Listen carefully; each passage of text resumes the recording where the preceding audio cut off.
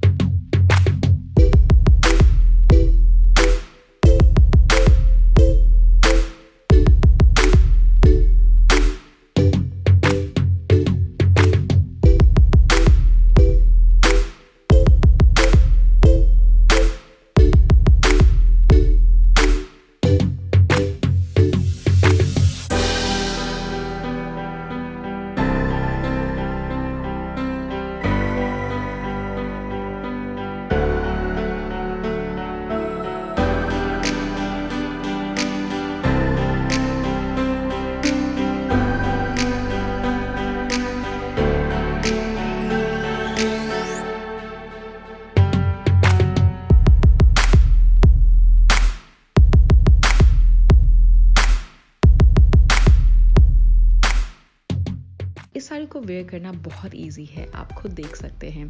देखने में लगेगा आपने बहुत एफर्ट किया है, बट एक्चुअली बहुत इजी है.